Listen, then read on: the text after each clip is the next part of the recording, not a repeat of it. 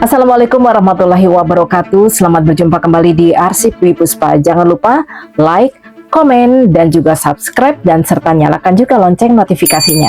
Arsip Dwi Puspa, tempat kita menggali kembali serpihan sejarah yang terlupakan, namun menyimpan kisah-kisah paling memilukan. Hari ini, kita akan bersama menyusuri lorong waktu, kembali ke sebuah tragedi yang mencoreng lembaran perjuangan bangsa Indonesia. Sebuah kisah yang dikenal sebagai Gerbong Maut Bondowoso. Siapkan hati Anda, karena ini adalah kisah yang mengoyak perasaan, tentang keberanian yang berujung pada penderitaan tak terhingga. Ini bukan hanya cerita biasa atau fiksi, ini adalah jeritan pilu dari masa lalu yang tak bisa kita lupakan. Bagi yang belum paham apa itu Gerbong Maut, kita kembali ke tahun 1947. Indonesia memang telah memproklamasikan kemerdekaannya 2 tahun sebelumnya. Namun Belanda dengan segala upaya mencoba merebut kembali apa yang mereka anggap sebagai miliknya. Agresi militer Belanda I telah dilancarkan pada tahun 1947. Salah satu daerah yang menjadi sasaran pendudukan adalah Bondowoso, Jawa Timur. Di Bondowoso banyak pejuang kemerdekaan kita, baik dari Tentara Republik Indonesia, Laskar Rakyat, maupun pemuda-pemuda yang tak gentar melawan penjajah, patriot yang berani mengangkat senjata demi harga diri bangsa. Di tengah-tengah perang gerilya antara rakyat Bondowoso dan pasukan kolonial Belanda, 100 orang ditangkap. Setelah ditangkap, mereka dijebloskan ke penjara Bondowoso. Penjara itu yang seharusnya menjadi tempat penahanan sementara justru menjadi saksi bisu dari kengerian yang akan datang. Pada tanggal 23 November 1947, tentara Belanda memutuskan untuk memindahkan para tawanan ini bukan ke penjara lain yang lebih manusiawi, melainkan ke Surabaya, sebuah kota yang berjarak ratusan kilometer. Penjara Kalisosok. Rencana pemindahan ini sebenarnya sudah disetujui oleh petinggi militer Belanda di Jawa Timur yang pada saat itu dipegang oleh Mayor Jenderal Desi Burman van Vreden. Ia adalah panglima tertinggi Angkatan Darat Belanda di Jawa. Namun detail pelaksanaannya termasuk penggunaan gerbong tertutup itu diserahkan kepada komandan lapangan. Dan katanya yang bertanggung jawab langsung atas operasional pemindahan ini di Bondowoso adalah Kapten Kenil Gerardus Antonius G.P. Felix. Ia adalah Komandan Batalion Ketiga Resimen Infanteri ke-8 Tentara Belanda yang bertugas di wilayah Bondowoso dan sekitarnya.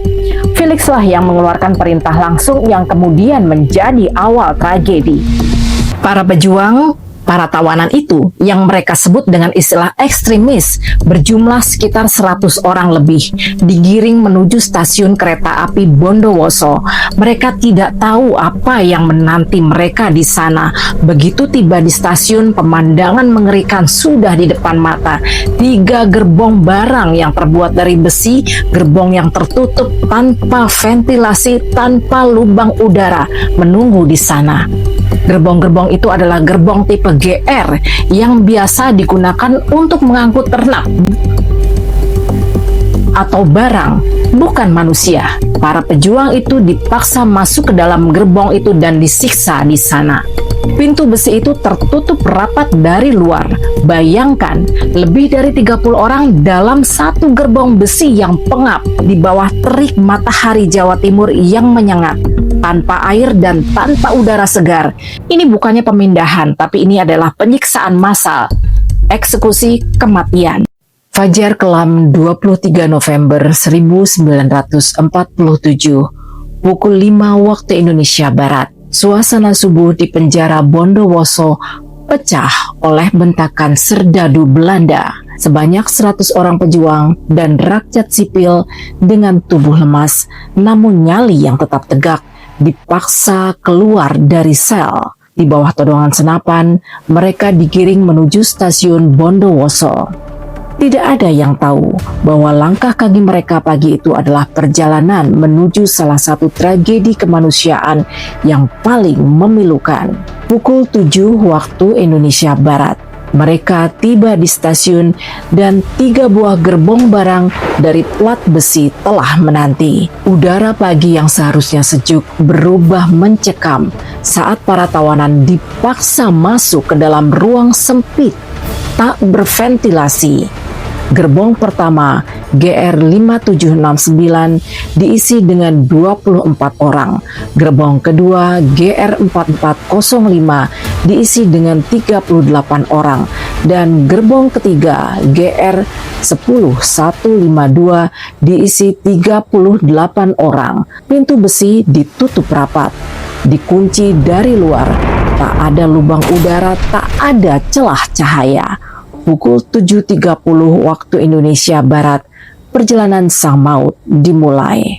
Dari Bondowoso, kereta bergerak perlahan menuju Surabaya, melewati Jember, Lumajang, Probolinggo, hingga Bangil.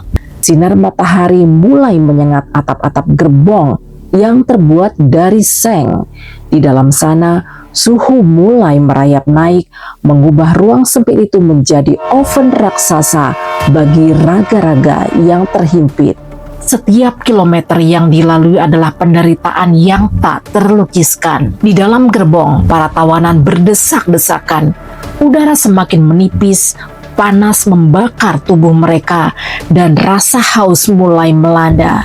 Beberapa orang mulai pingsan. Berdasarkan kesaksian salah seorang korban yang selamat, ketika kereta berhenti di peron selama 16 jam perjalanan, para tahanan memukul-mukul tembok dan berteriak meminta makanan dan air. Teriakan pilu para pejuang yang minta air dijawab dengan tembakan membabi buta ke arah gerbong, disertai dengan ancaman bagi siapa saja yang berusaha untuk menolong akan dihukum mati. Bukan itu saja, Belanda-Belanda keparat itu mengeluarkan makian, ejekan, dan kata-kata kotor sebagai luapan kebencian yang teramat sangat pada para pejuang. Dan itu makin disempurnakan dengan tertawa ejekan dari muka bengis mereka sambil menunjukkan kelakuan binatangnya mengencingi gerbong, sehingga gerbong saat itu menjadi sangat bau. Saat kereta melaju melintasi Probolinggo, penderitaan mencapai puncaknya. Oksigen menipis, digantikan dengan hawa panas yang membakar kulit. Dalam keputusasaan yang luar biasa untuk membasahi tenggorokan yang terasa terbakar, sebagian tawanan terpaksa meminum air kencing mereka sendiri dan dari tawanan yang ada di dekat mereka. Sebagai upaya terakhir, mereka mencoba melubangi dinding gerbong dengan kuku dan alat seadanya, namun besi itu terlalu kokoh untuk jemari yang sudah lunglai. Sore hari, keheningan di balik dinding besi memasuki wilayah Pasuruan, dan teriakan minta tolong yang tadinya riuh perlahan meredup, berganti dengan suara rintihan hingga akhirnya senyap. Satu persatu pejuang tumbang karena lemas dan kepanasan atau heat stroke. Mereka gugur dalam posisi berdesakan, tak sempat terjatuh ke lantai karena sempitnya ruang itu. Pukul 20 waktu Indonesia Barat, perhentian terakhir di stasiun Wonokromo. Kereta tiba di stasiun Wonokromo, Surabaya. Saat pintu gerbong dibuka oleh serdadu Belanda, aroma maut langsung menyeruak. Pemandangan mengerikan terpampang nyata. Di gerbong pertama, seluruh tawanan 24 orang itu ditemukan masih hidup meski dalam kondisi yang sangat kritis. Di gerbong kedua, 8 orang telah menjadi mayat. Dan di gerbong ketiga, tragedi mengerikan terjadi di sini. Seluruh tawanan berjumlah 38 orang itu gugur. Tak ada satupun nyawa yang tersisa dalam gerbong terakhir ini. Dari 100 orang pejuang yang berangkat, 46 gugur sebagai syuhada. Mereka tidak mati di medan perang oleh peluru, melainkan tewas secara perlahan dalam siksaan panas dan sesak napas yang biadab. Para pejuang yang selamat ditugaskan untuk mengangkat jenazah tawanan lain dengan tubuh yang sudah gontai dan dengan menggunakan sisa-sisa tenaga. 100 tawanan, 3 gerbong barang yang tertutup rapat, dan perjalanan maut menuju Surabaya. Oksigen yang habis berganti dengan jeritan keputusasaan yang diredam dinding baja yang sangat panas. Saat pintu itu dibuka, yang tersisa hanyalah tumpukan mayat dan raga yang nyaris tak bernyawa. Itulah harga sebuah kemerdekaan yang hari ini kita hirup dengan cuma-cuma. Sangat ironis melihat hari ini banyak dari kita, terutama generasi muda, yang justru memuja-muja estetika kolonial Belanda dengan kacamata buta. Kalian dengan bangga berfoto di depan gedung-gedung bangunan Belanda, mengagumi arsitekturnya, bahkan sesumbar dan berkata, mending dijajah lagi supaya teratur. Hei, sadar bahwa setiap batu bata yang kalian sebut estetik itu direkatkan dengan darah dan keringat nenek moyangmu. Setiap megahnya pilar rumah tuan tanah itu adalah hasil dari sistem kerja paksa yang memeras nyawa. Kalian mengagumi bangunan yang didirikan di atas kuburan para pejuang yang dikhianati oleh kemanusiaan. Dunia boleh mencatat sejarah, tapi keadilan sering kali tumpul bagi mereka yang terjajah. Kita tidak boleh lupa betapa memuakannya hasil pengadilan internasional saat itu. Para pejabat Belanda yang merancang kekejaman sistematis ini hanya dijatuhi hukuman yang sangat ringan, hukuman yang menghina rasa keadilan kita. Gerbong maut bukan sekedar kecelakaan logistik, itu adalah kejahatan perang. Itu adalah pembunuhan massal yang disengaja, dan kegagalan hukum internasional saat itu membuktikan bahwa bagi mereka nyawa pribumi tidak sebanding dengan gengsi kolonial. Arsiper, sejarah bukan hanya apa yang ada di buku sekolah, tapi apa yang tersisa pada ingatan mereka yang bertahan. Jika Anda memiliki informasi atau mungkin mengenal anggota keluarga yang merupakan saksi hidup atau keturunan langsung dari para penyintas tragedi Gerbong Maut Bondowoso, silahkan tulis di kolom komentar. Mari kita kumpulkan kepingan ingatan yang tersisa. Jangan biarkan pengorbanan mereka, para pejuang, terkubur oleh romantisasi palsu tentang kolonialisme. Saya Dwi Puspa mohon pamit, jas merah, jangan sekali-kali meninggalkan sejarah. Terima kasih telah menonton. Arsip Dwi Puspa.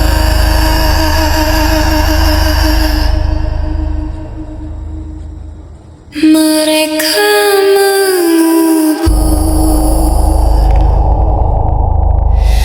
misteri-misteri lama ditumpukan debu.